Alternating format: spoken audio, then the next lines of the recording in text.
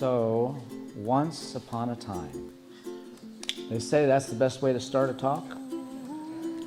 So I'm inviting every one of us to go back to when we were a little boy or a little girl. Can you think back that far? Just get in touch with what it was like for you on your best Christmas. What that sense of feeling connected to something special and magical in your life. You got there? You there yet? Okay, all right, let's go.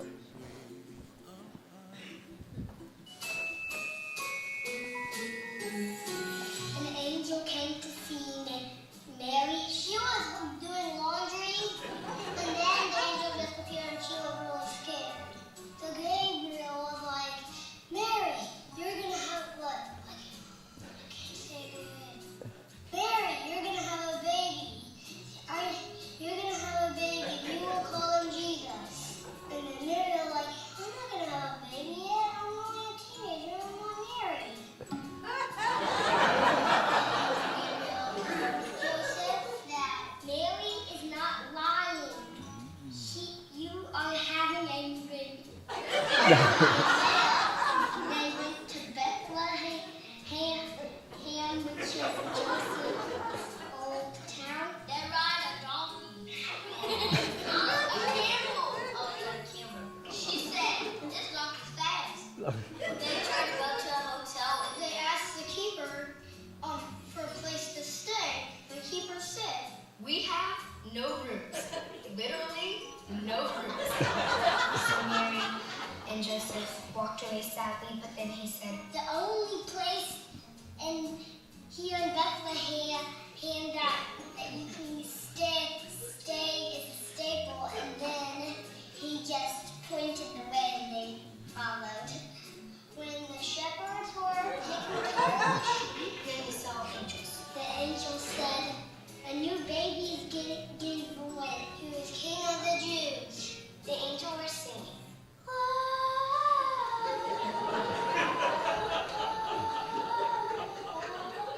Yes. And then the shepherd said, I think we should go there and meet him. The second person said, yeah, I agree with you. The other said, yeah, me too. They had to walk through a bunch of grass, bushes, maybe have to camp out at night. Then the wagon heard about it, and then a star appeared. Well, we should probably follow that star. It's pointing down to the barn. So maybe we should follow it. Maybe. So the wise men went to Jesus. They gave them gifts. A stuffed animal, like a happy one. Some diapers, and some wine, some milk, some shoes, some Jordan, gold, and Latimer. And I don't know how it would survive in that barn. Too stinky, too crowded, and I think he probably, because the room was very smelly. Tommy, he's adorable. he's gonna be our best friend. I love you, and you're the best baby I ever seen. New baby is gonna change the world.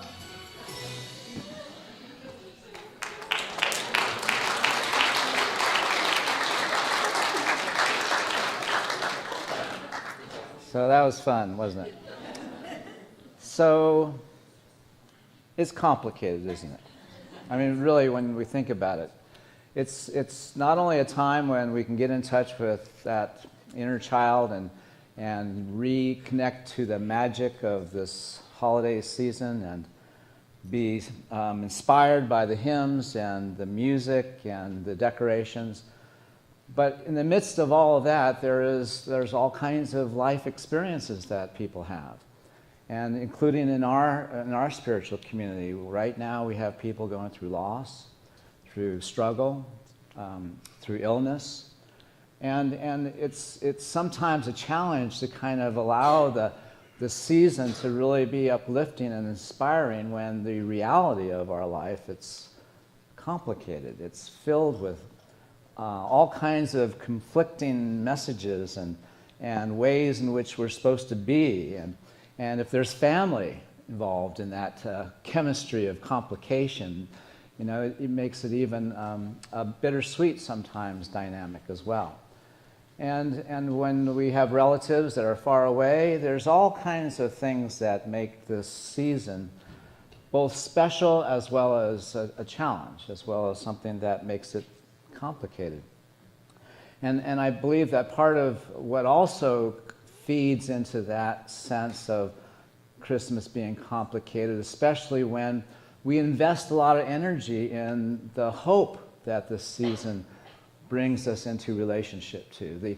The sense that, and the yearning that peace on earth and goodwill towards all is what we are to aspire to be the avenue through which that experience can manifest. But that's not necessarily what we connect up this season to be about, our own experience of manifesting or expressing a greater sense of spirit and presence that this season invokes. We are challenged to kind of be in that mood or that state, but at the same time have to reconcile it with what's happening in our life. And part of my struggle as someone who is in this role of being a voice of principle or of spirit or of even our theological context, we struggle in a sense that here's the baby Jesus being born to be king, or at least bring forth a kingdom that is aligned with this concept or principle of spirit, of oneness, of the kingdom of God is within us. God has already given us that the whole sense that Christianity is really about bringing forth this expression that Jesus embodied, but somehow that sense that Jesus was here to be the model of the embodiment of what it means to live a life where your religion is love. Our Christianity, our Christian cultural context has sort of lost that message. At least it seems, because as I look out at the world and as I look at those who espouse to be Christian, there's some hypocrisy in that. That's the most polite way I can say it. And that affects how I'm able to kind of throw myself into the fullness of the season, because I see that we have really abandoned in some fashion why the legacy that Jesus as a child was born into demonstrating, and that we've instead got lost up in the dynamics of what's happening in the world that divide us and separate us, and then we go to Scripture for the justification to kind of do the things that we do. And you think about all the wars that have been created in the name of Spirit, in the name of God. So part of how I reconcile the dynamic that our Christian heritage and the context of our theology being metaphysical as opposed to literal, the struggle is to really make relevant our practice of celebrating the birth of Jesus in the context of what he represents as our effort to emulate what his teaching and embodiment was. So part of the help in being able to go there for me has been to differentiate what could be described as the religion of Jesus and the religion about Jesus. That our Christian heritage is the religion about Jesus. And I was raised in Catholicism. And so if you're raised Catholic, you have a certain brand of how you view the world in the context of Jesus Christ's mission. If you're raised a Baptist or an Episcopalian, Catholic Light, you have all of the savings and half the guilt. That's never heard that before. So for me, when I can differentiate the religion about Jesus from what Jesus stood for, what his life and teaching was all about, then I can see that the celebration of the baby Jesus is really a mirror or a representation of my journey. My journey is to arrive out of my innocence and into the intention to know my worth and to make a difference and to extend this experience, this embodiment of love as a part of what I bring. That's my gift unto the world. That's my purpose. That's a part of me having a transformative life experience. And so as I be in this question, what was Jesus's intentionality? And as I kind of remember that the Christ child was born to fulfill something, and also to remember that I was born to fulfill something. Every one of us was born to fulfill something. The problem is that none of us had Mary and Joseph as our parents. We didn't get the message that we are the one unto our life, here to make the difference. But instead, we took on other beliefs about ourselves. And then we look towards authorities to give us a sense of if we're okay or not. We look towards religion to answer the big questions of life, as opposed to looking at how the master teachers lived their life and discern what the reality of their experience was and how we can enter into that same experience. And so as I work with my own struggle to kind of open myself to the benefit of living in the magic of my inner child, basking in all the wondrous feelings of the season, I can only do that when I realize that what Jesus was trying to describe in the context of his religion was the power of what love is, as we actualize it in our life. And so as we just be in the question, when love is our religion, how does that inform how we're being in our world? And can we not begin to build upon that as our theology, as opposed to some external kind of institutionalized, prescribed, branded way in which we kind of engage in our celebrations and our traditions? Jesus, if we look at the life and teachings of Jesus, we will see that he was balking the system. His ministry was to stand against the conformity, the bondage that people lived in, and the intolerance that existed in those times. And so he basically described that, I'm breaking all the rules. This is the rule from now on. You got to love each other. And I'm modeling what that looks like. And as a matter of fact, that's how people will know that you're my disciples, is that you're able to embody this that I have taught. And as I see that was his mission, was to bring people into discipleship in the context of living love as our spiritual path, it makes perfect sense. And it also makes perfect sense that I would want to be a disciple of Jesus, because the word disciple means student.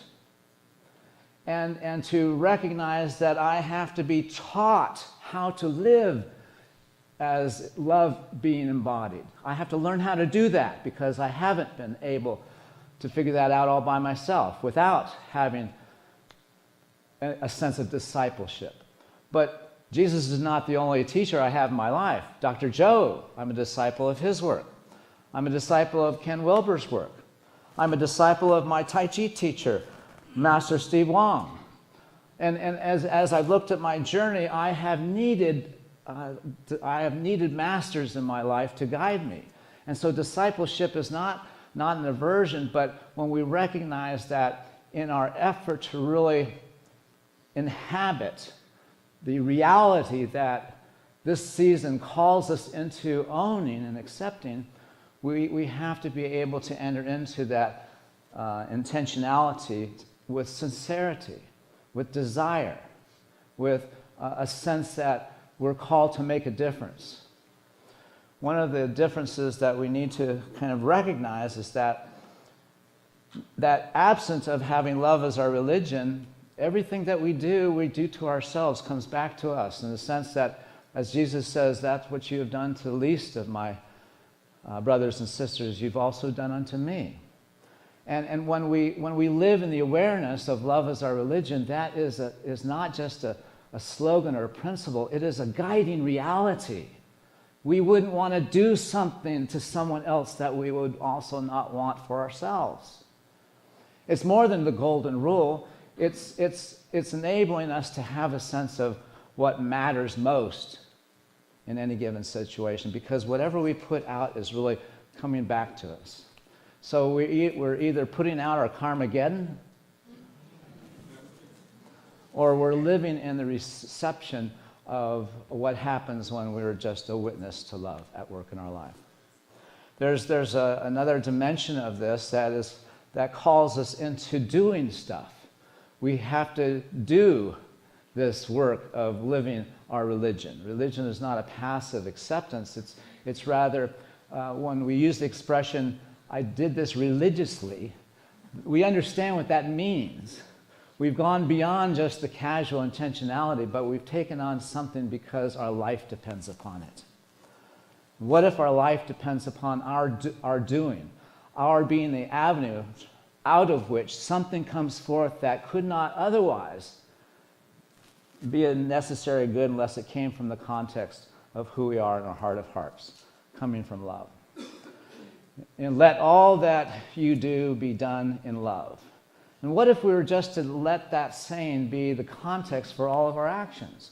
Is this that I'm about to do? Does this bring forth greater love, greater connection, greater kindness, greater sensitivity, greater understanding? Or am I needing to be right? Or am I having to have things be a certain way? If we're not allowing our teachers to cause us to have to rethink how we're being with what we're having, then we miss the opportunity to really align ourselves with principles that can amplify our capacity to feel empowered and to make a difference. I'm going to introduce right now 2 practices that help us do this activity of being the expression of love in our life. And these are 2 very simple practices.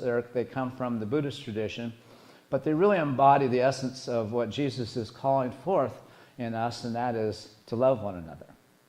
And to recognize that the birth of Christ, that principle of you and I are the one unto our life, can only be unleashed in the context that we're all in this together, that we have to love one another. And so loving kindness is a profound recognition that our lives have something to do with one another, that everyone counts, that everyone matters. And if we don't abide in that sense that everyone counts and everyone matters, we have stepped outside of our wholeness.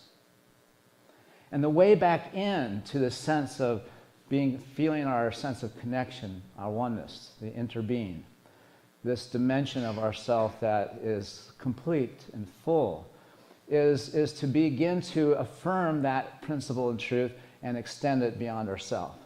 So loving kindness, also in the Buddhist tradition, is called metta, and the loving kindness practice is just about sending love wherever it's needed. So to have a daily practice where you just get heart-centered, just as we do every Sunday, and just be in the intentionality to know some things for the world, for ourselves, and for everyone.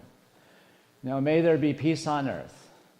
May the hearts of all people be open to themselves and to each other. May all people awaken to the light of their own true nature.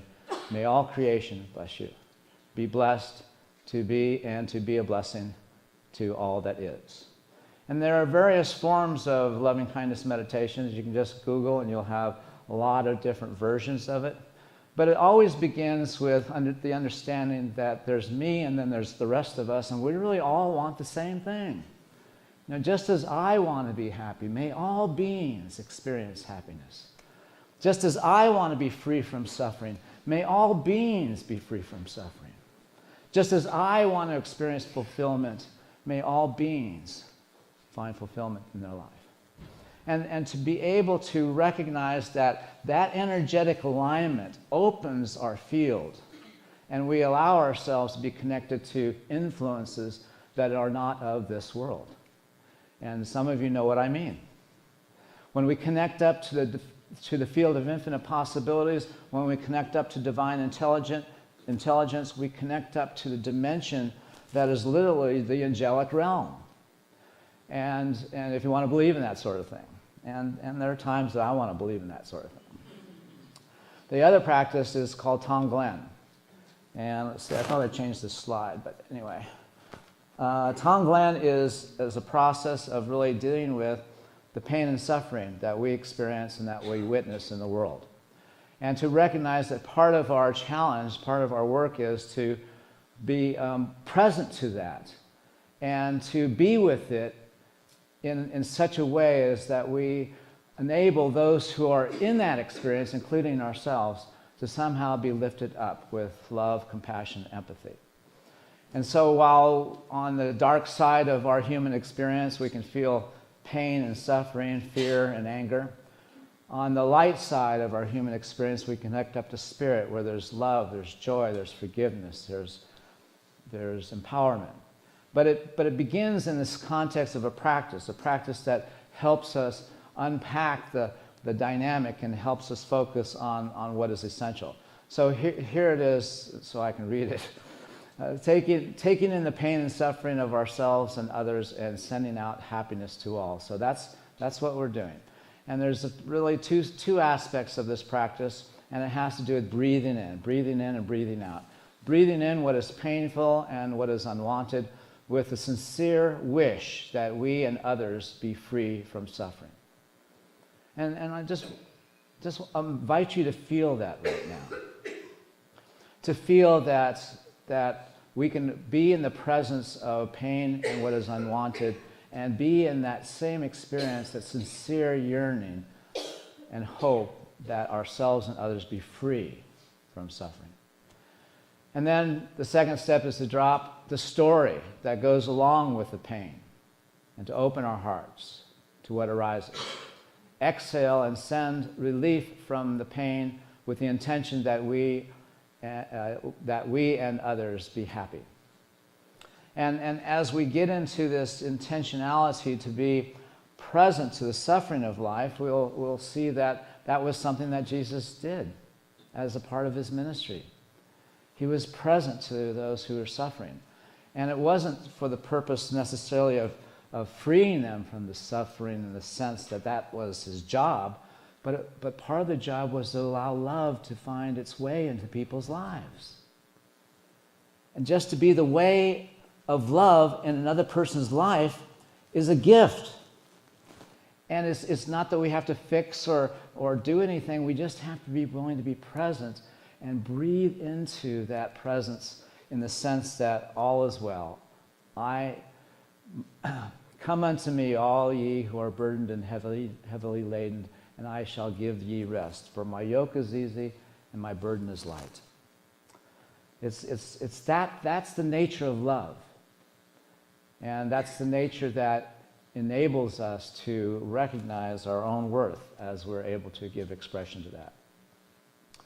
So as I wrap this thing up, I'm at a place now where I see that, the diversity of world religions is really a mirror of the potentiality that the humanity is the one race.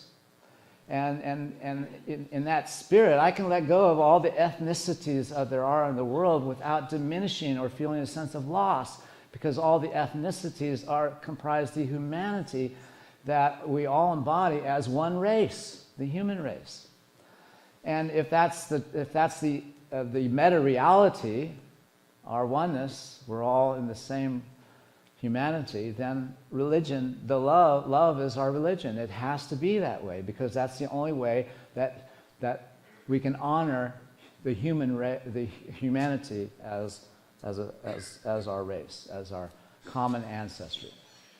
So I'm going to leave you with a short saying from Emmett Fox, a well-known New Thought leader. There is no difficulty that enough love will not conquer. No door that enough love will not open. No gulf that enough love will not bridge. No sin that enough love will not redeem. It makes no difference how deeply seated may be the trouble, how hopeless the outlook, or how great the mistake.